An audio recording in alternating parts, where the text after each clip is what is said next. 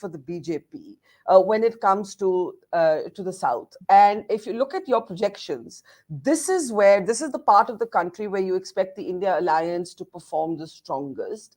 And here, it's not a clear pattern for one or the other party. So you have states like Kerala and Tamil Nadu where the politics are regional. You have a Telangana where your own projections seem to suggest a continued advantage for the Congress, even in the Lok Sabha polls. Sometimes the Assembly and the Lok Sabha can be quite different.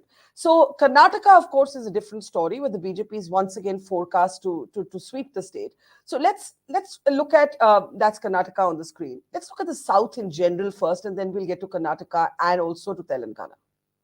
So the 130 odd seats in South, BJP is absent in the 100 seats, Barkha.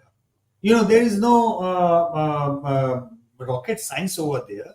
And so is the Congress, honestly speaking, because Congress presence in South is very much like Kerala, Karnataka and Telangana, because they have one Telangana, but they are completely absent as far as Tamil Nadu. They are there by virtue of being an DMK partner. They are zero, just like the BJP as far as Andhra Pradesh is concerned. So they are a shade better than the BJP, no doubt about that, because Kerala is zero BJP contest, and Andhra is zero BJP, zero Congress contest. Now, if 100 odd seats the BJP is absent, then BJP's strike rate in 32 seats, that is primarily Karnataka and few seats in Telangana. That's where the entire BJP game is right now. I look at the others. In the southern states, the others, neither the India Alliance nor the NDA, they're quite strong. I mean, obviously, we're talking about a Jagan Reddy, a Chandrababu Naidu, but that's Andhra, a BRS. Who am I missing? These are the three that I can think of. Yeah, JDS. Yeah, no, that's JDS right. is now into NDA. BJP, but the left, BJP, the CPM, yeah. No, the CPM is also in the. So there are all of these more are in the others. India Alliance. There all are of these two are in the India others Alliance. to count in. Yeah. One is the AIADMK thing, which is not part of NDA at this point of time.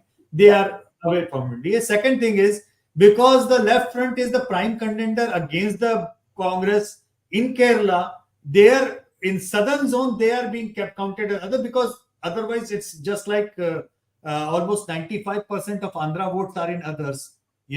95%, more than 80% of Kerala vote will be in the India faction, even though they are contesting against each other. So obviously the others are TDP, Jagan Mohan Reddy, entire AIADMK group in together. Then obviously BRS is there, and even to a smaller point, but Asaduddin OST is there, and so on and so forth. So obviously the others are bigger than not just the BJP, Barkha, they are bigger than the Congress as well, as far as South is concerned. Very interesting. Yeah, that's very, very interesting. Now, let's come to Karnataka. Again, in the headlines for the wrong reasons, right? You have language chauvinism now turned into violence on the streets of a city like Bangalore or Bengaluru. You have Starbucks, House of Masaba targeted not for having Hindi banners. I can still understand anger in the South against Hindi, but for having English banners. This is an international sort of setting for some of India's biggest corporations, and this is happening, right? This is very unfortunate, but also explain the good showing, the handsome showing by the Congress in the Assembly, but the forecast for a handsome win by the BJP in the Lok Sabha as your survey finds. Well, there are all kind of troubles, not just Karnataka. Look at the reaction of Tejasvi Yadav against DMK on what the DMK leaders have been talking about, the Bihari migrant labor working in Tamil Nadu. Right. So all sort of these issues, but something is weird about all these things, Barkha. Weird in a sense that, number one, there is a very distinct campaign that is being created on the North versus South divide. Campaign by the opposition. It's not a campaign. Largely by the opposition. And it hints at the possibility of having a strategy that if we go by this North versus South thing, at least in South India, we shall prevail. At least in South India, our numbers will overdo whatever the BJP numbers are. And right now, whenever I listen to all the Congress leaders, strategists, and everybody, when you talk about the possibilities, they do not talk about an outright Congress victory, not even in a campaign mode. They talk about हम कोशिश करेंगे तो BJP को 250 पे 240 पे रोक देंगे. हम अगर साथ आ गए, सबने कर दिया, तो बीजेपी को मेजॉरिटी से हम नीचे रोक देंगे. So basically, they are giving it on a platter that BJP will in any case cross 200 and it will be on a 225 thing. If we shall stop them below the majority mark, that's our job is done. And in order to stop BJP below the majority mark, they somehow feel these 20, 30 seats which BJP gets in the South. If they can stop that, then BJP's tally of 270, 280 can be brought down to 240, 250. I think this is a desperate attempt, which may or may not yield fruits. I mean, I'm not an right now the numbers are showing whatever they are coming on the screen, but it's a very dangerous trend. This kind of shows कि यार अब हम north में तो जीत नहीं रहे, south पूरा capture कर लो, नॉर्थ छोड़ना है तो छोड़ दो. That's how. But when you say North pura chhodna hai to chhod do, it also they forget that it carries the North and the Eastern states like Bihar, the Bengal, and and the states where other non-Congress opposition leaders have huge presence. JMM, for example. I think you were on a program with me. I don't know if you were there when another guest from Hyderabad, he made the point that the resistance to the BJP in several of the southern states is not Hindutva, it's Hindi. And if there were more BJP leaders who were actually polyglots, who were more well versed in regional languages, then perhaps the fortunes of the BJP could be different. So it's quite interesting, especially at a time when this language chauvinism is playing out in the worst possible way in Bangalore. Now, I agree with you that the North-South narrative is dangerous, but equally, looking at your numbers, it is true that it is the southern states right now that are providing literally, other than Maharashtra, which we'll come to, and Bengal, literally the only hope, as it were, to the India alliance. That's true. That's what I'm saying, that they are aiming or hoping for a saturation performance in South. And they are trying to do whatever is helpful to go to that, reach that saturation performance. The way Modi is having a saturation performance in the North, they are trying to aim a saturation performance in the South. And once you have a saturation performance, the wild hope is BJP's tally goes down by 20, 30 seats for the South, and and that's where you stop the BJP. Doesn't work that way, because the collateral damage of the saturation in South is not just the BJP. The collateral damage is Tejaswi Yadav. Collateral damage is Mamata Banerjee. You see, I mean, you look into those numbers. Collateral damage is even Maharashtra politics. We are forgetting that. Maharashtra is not South in that way. So what they are risking is a much bigger proposition for the bringing the BJP tally to zero, for example, in the South. What they are risking is a much bigger number than what BJP is losing in the South. So that way, politically speaking, it doesn't make any sense. From the empirical number positioning, it doesn't make a sense, because if more 55 to 60% in rating in Karnataka, if Modi is scoring 40% plus ratings in Telangana, Modi is scoring more than Rahul Gandhi in Andhra Pradesh, where both these parties are absent, for that matter. Yeah. So there is a message which these numbers are telling you. Message is South has moved on from that kind of politics. That North-South divide politics is moved on, and it doesn't make any sense to have an anti-Hindi kind of campaign when knowing fully that Mr. Modi himself is not a Hindi guy. Just because he wins from Banaras doesn't make him a Uttar Pradesh person. His mother tongue is Gujarati. It's not Hindi, for that matter.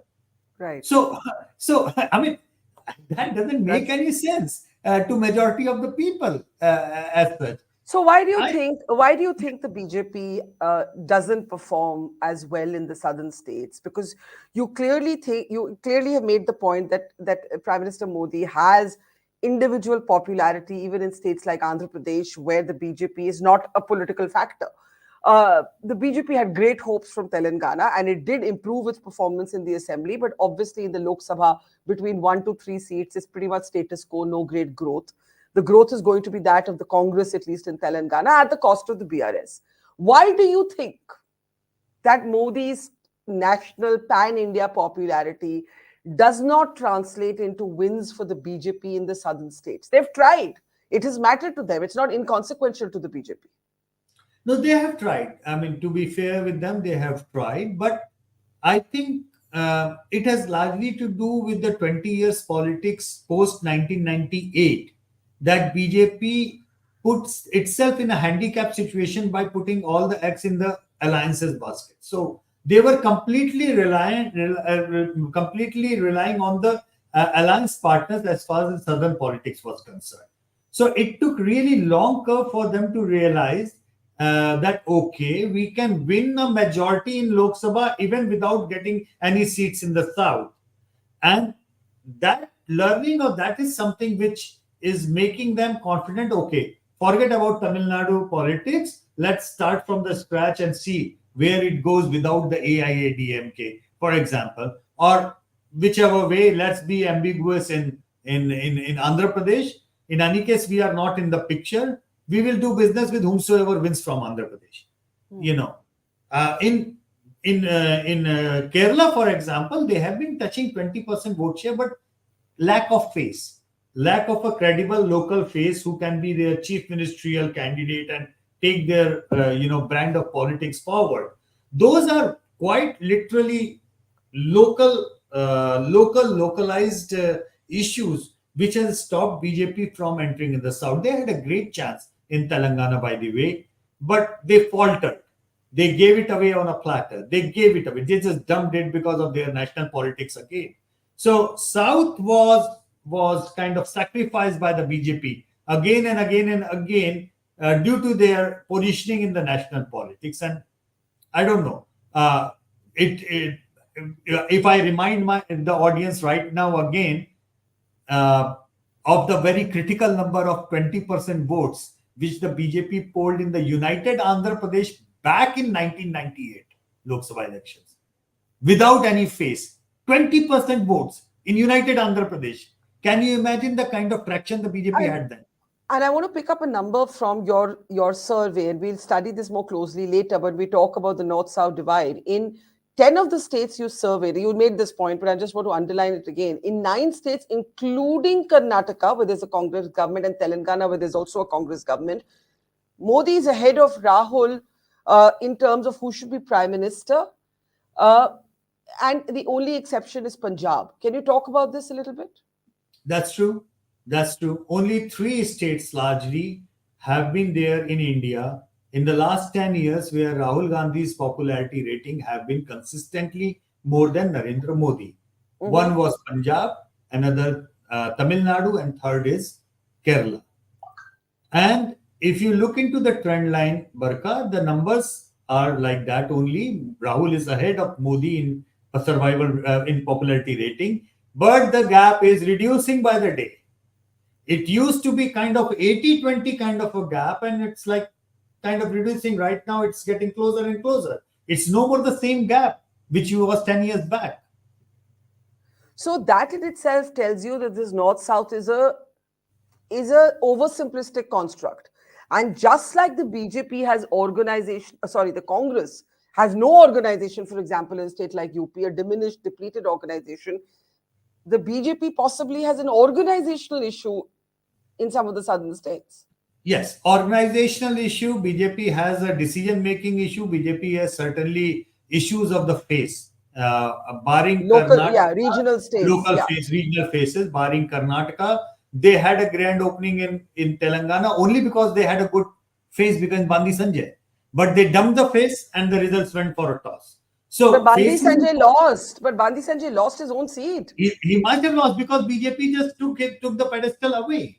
Yeah. As the chief ministerial phase, if he would have been given the free hand to do it, the way he was going ballistic against the ruling family in Telangana, Yeah. at that point of time, last year, Barkha, at this point of time, BJP was hovering around 27-28% votes in Telangana. Within Yeah. 1 year, they crashed to 13%. Can you Yeah. imagine that kind of thing? And the So, decision making with Yediyurappa, they had to bring back his son. So, yes, decision making, the absence of local faces, and organizational strength, not the correct. popularity of the prime minister. No, not Not the the popularity of popularity. the prime minister, not the popularity of the prime minister, and certainly not the case of North versus the South. Not Yeah, at all. I and mean, I'm really I struck would by not this that like to only take three that. states were Rahul more popular than Modi for PM, and that includes Karnataka. And that does not include Karnataka and Doesn't- Telangana, Yeah. where the prime minister is more popular than Rahul Gandhi for the post of prime minister. Okay.